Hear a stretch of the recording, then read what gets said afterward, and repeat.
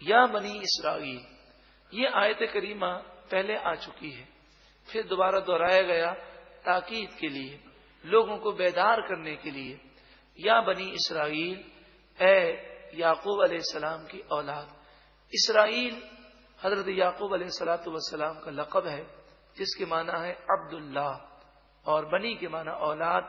یا بنی اسرائیل، اے اولاد یعقوب، جو یہودیت عیسائیت میں تقسیم ہو چکے تھے، اے اولاد یعقوب۔ یا بنی اسرائیل اذکروا نعمتی التی انعمت علیکم، تم یاد کرو میری وہ نعمت جو میں نے تم پر کی۔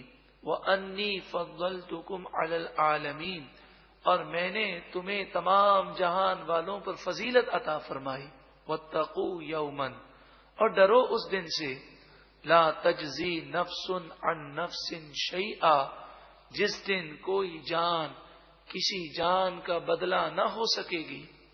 ولا یقبل منها عدل، اور کسی جان سے کوئی فدیہ نہ قبول کیا جائے گا، مال لے کر کسی جان کو نہ چھوڑا جائے گا۔ ولا تنفعها شفاعت، اور کسی کافر کو کوئی سفارش فائدہ نہ دے گی۔ ولا هم ينصرون، اور نہ وہ مدد کیے جائیں گے۔ وَإِذِ ابْتَلَىٰ، اور یاد کرو جب آزمایا ابراہیم ربہ، ابراہیم علیہ السلام کے رب نے ابراہیم کو آزمایا، بکلمات، چند باتوں کے ساتھ۔ آپ کی آزمائش ہوئی، آپ کا امتحان ہوا، آپ سے کہا گیا کہ بیٹے کو ذبح کرو، آپ سے کہا گیا کہ آگ میں کود جائیے، اور بی بی ہاجرہ کے متعلق آپ کو حکم ہوا جنگل ویران بیابان میں آپ چھوڑ آئیں۔ تو جو آپ کے اوپر آزمائش آئی، آزمائش پر آپ پورے اترے۔ قرآن مجید فرقان حمید فرماتا ہے فَأَتَمَّهُنَّ، پس انہوں نے ان آزمائشوں کو پورا کر لیا، ان کلمات کو پورا کر لیا، اور وہ امتحان میں کامیاب ہو گئے۔ قال، اللہ تعالی نے فرمایا انی جاعلک للناس اماما، بے شک میں آپ کو تمام لوگوں کے لیے پیشوا بنانے والا ہوں۔ قال ومن ذریتی، عرض کی اے پروردگار میری اولاد میں سے بھی پیشوا بنا۔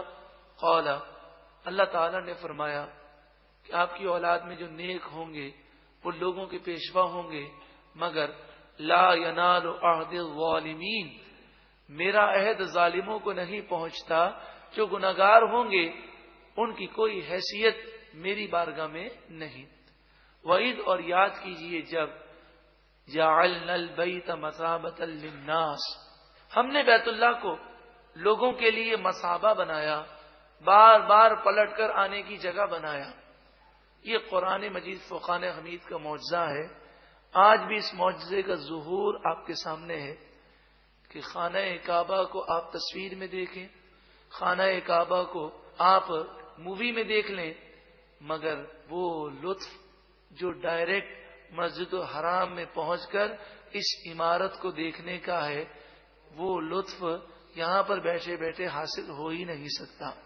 اور ایسا ذوق ہے کہ ایک دفعہ جو دیدار کر لے وہ یہی تمنا کرتا ہے اے پروردگار بار بار حاضری کا شرف عطا فرما۔ مثابۃ للناس، بار بار لوگوں کے پلٹنے کی جگہ بنایا۔ وہ امنا، اور لوگوں کے لیے امن کی جگہ بنایا۔ زمانے جاہلیت میں بھی چاروں طرف فساد تھا، جنگ و جدل تھا، مگر مکہ مکرمہ میں کسی قسم کی کوئی لڑائی نہ ہوتی۔ واتخذوا من مقام ابراہیم مصلی، اور ابراہیم کے کھڑے ہونے کی جگہ کو نماز کی جگہ بناؤ، مصلی بناؤ۔ طواف کرنے کے بعد 2 رکعت نفل تو واجب ہے، لیکن مقام ابراہیم کے قریب جا کر ادا کرنا یہ افضل ہے۔ مقام ابراہیم ایک پتھر ہے جس پر حضرت ابراہیم علیہ السلام کے قدمین شریفین کے نشانات موجود ہیں۔ نماز اللہ کے لیے پڑھ رہے ہیں، سجدہ اللہ کے لیے کر رہے ہیں، لیکن اس پتھر مبارک کے پاس جا کر اس لیے پڑھی جاتی ہے کہ ہماری نماز بھی ان قدمین شریفین کی برکتوں سے مقبول ہو جائے، اور ہمارا طواف بھی قبول ہو، اور ہمارا حج بھی مقبول ہو جائے۔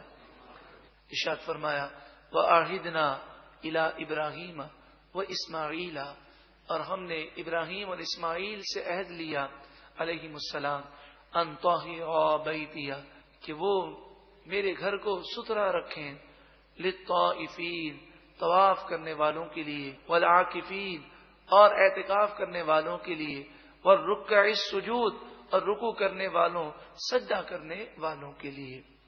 مسجد کی صفائی کا حکم بھی اس سے ثابت ہوتا ہے، اور ہمیں یہ سوچنا چاہیے کہ ہم اپنے ڈرائنگ روم میں ایسے جوتے جس میں مٹی لگی ہوئی ہو ہم اپنے ڈرائنگ روم میں کبھی نہیں لے جاتے، لیکن کبھی ہم نے سوچا کہ اللہ کے گھر میں ہم جوتے لے کر آتے ہیں، مٹیاں اللہ کے گھر میں گر رہی ہوتی ہیں، ہم اس کی پرواہ نہیں کرتے، بلکہ ڈبے میں رکھنا، گو کہ مجبوری کی وجہ سے ہمارے یہاں ڈبے ہوتے ہیں اور ڈبے میں چپل رکھ دیے جاتے ہیں، لیکن تب بھی آپ دیکھیں یہ ڈبہ کس جگہ پر رکھا ہوا ہے، مسجد کے اندر ہے، تو چپل مسجد میں داخل ہونے سے پہلے اچھی طرح جھاڑ لیں تاکہ اس ڈبے کے اندر بھی گرد و غبار یا مٹی کے ذرات نہ گریں۔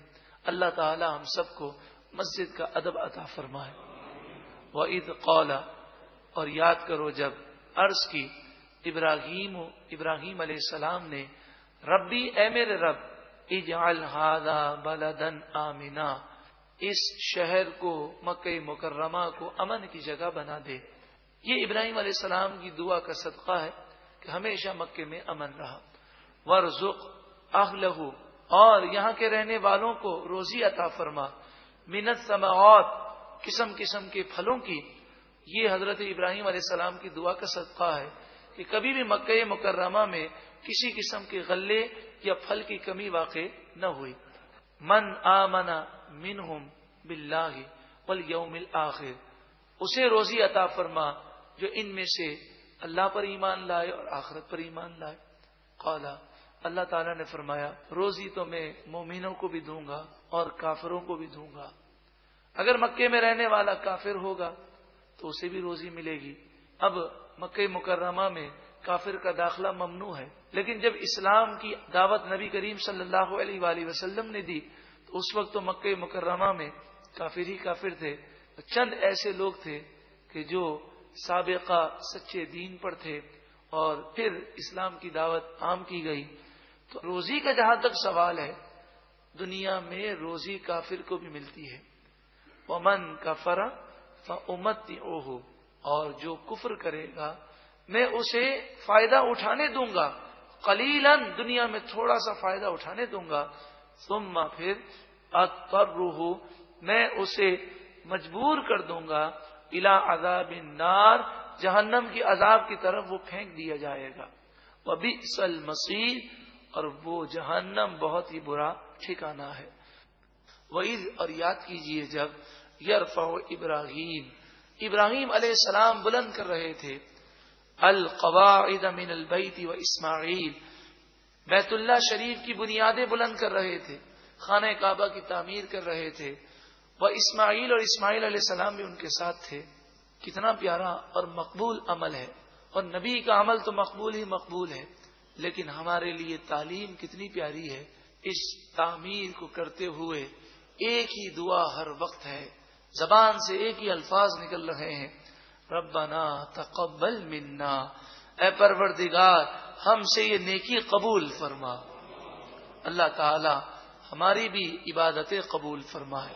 اور ابراہیم علیہ السلام کی دعا ہمیں یہ درس دیتی ہے کہ جب بھی نیکی کر لیں تو یہی دعا کریں کہ اللہ تو اسے قبول فرما لے۔ انک انت السمیع العلیم، بے شک تو ہی سننے والا علم والا ہے۔ ربنا اے ہمارے رب، وجعلنا مسلمین لک، تو ہمیں ہمیشہ رکھ تیری ہی بارگاہ میں گردن جھکانے والا، ومن ذریتنا اور ہماری اولاد میں سے بھی امتا مسلمتا لک، ایک ایسا گروہ رکھ جو تیری بارگاہ میں جھکنے والا ہو، وَأَرِنَا اور ہمیں تو سکھا مناسکنا، حج کے مناسک۔ جبریل امین آئے احرام باندھ کر، حضرت ابراہیم علیہ السلام نے احرام باندھا اور پھر دونوں نے مل کر حج کیا، وہی ادا کو آج ادا کیا جاتا ہے۔ وَتُبْ عَلَيْنَا اور تو ہماری توبہ قبول فرما، انک انت التواب الرحیم، بے شک تو ہی بہت توبہ قبول کرنے والا مہربان ہے۔ ربنا اے ہمارے رب، وبعث فیہم، تو بھیج ان مکے والوں میں رسولا منہم، انہی میں سے ایک رسول مکرم، یتلو علیہم، جو پڑھیں ان پر آیاتی کا تیری آیتیں، ویعلمہم الکتاب والحکمہ، اور انہیں کتاب اور حکمت سکھائیں، ویزکیہم، اور انہیں ستھرا کر دیں۔ نبی کریم صلی اللہ علیہ وآلہ وسلم کی آمد مکہ مکرمہ میں ہوئی۔ آپ خود فرماتے ہیں عقید جہاں صلی اللہ علیہ وآلہ وسلم کہ میں حضرت ابراہیم کی دعا ہوں، انک انت العزیز الحکیم، بے شک تو ہی عزیز ہے، غالب ہے، حکیم ہے، حکمت والا ہے۔